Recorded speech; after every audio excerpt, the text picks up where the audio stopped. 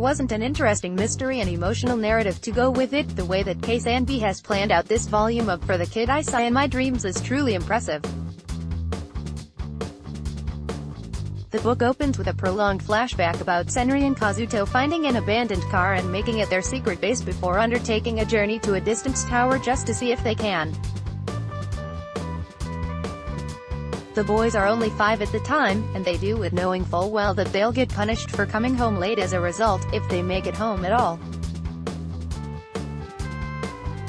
Although it is never said, there's an implication that perhaps things would have been better if they never did. For much of the volume, this just seems like a normal flashback, Senri replaying in his mind the better days when the twins were together and there were better possibilities before them. However, it later turns out to be a clever bit of foreshadowing, as Senri, trying to reconcile the words of Inan, his grandfather, and a Yakuza he meets and tells about his goals, makes what is essentially a pilgrimage back to the car, tower, and his childhood home.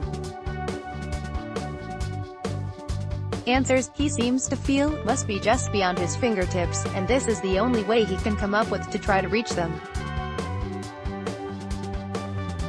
It's another step in the journey that we watched him begin in the previous volume.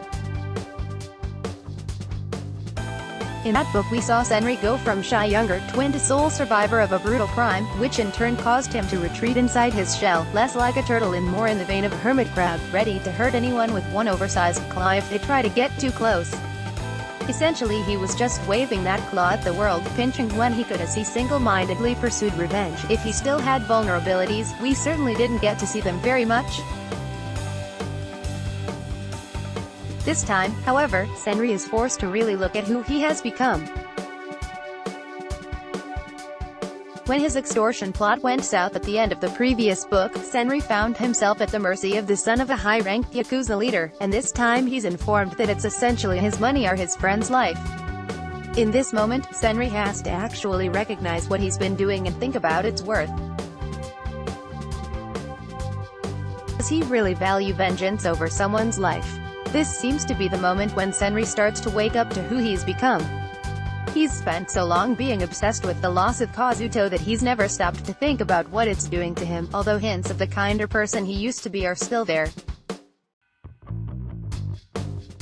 Nothing is really set to change, however, until 3 separate people point out to him that not only is he not planning to have a future, he also doesn't appear to be happy with how his life is now. Basically Senri is living in a hellish past and is unable to move on, and he's the only one who can really make the decision to change that.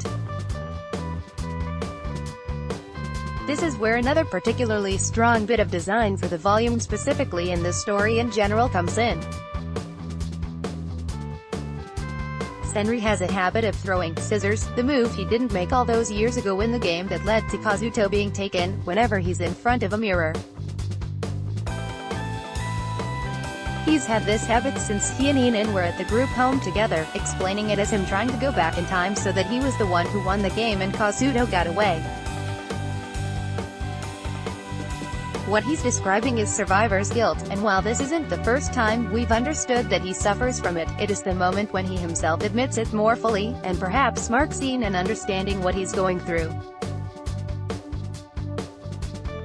For him, that last game of rock, paper, scissors is the moment when he could have changed the outcome. Since he didn't, all that's left is revenge.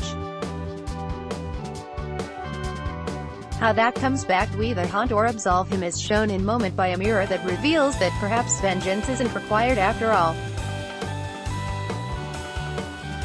The tight plotting and clear thought that goes into this series, and particularly this volume, makes it an interesting read for mystery fans. The skill with which it is done just makes it a good story.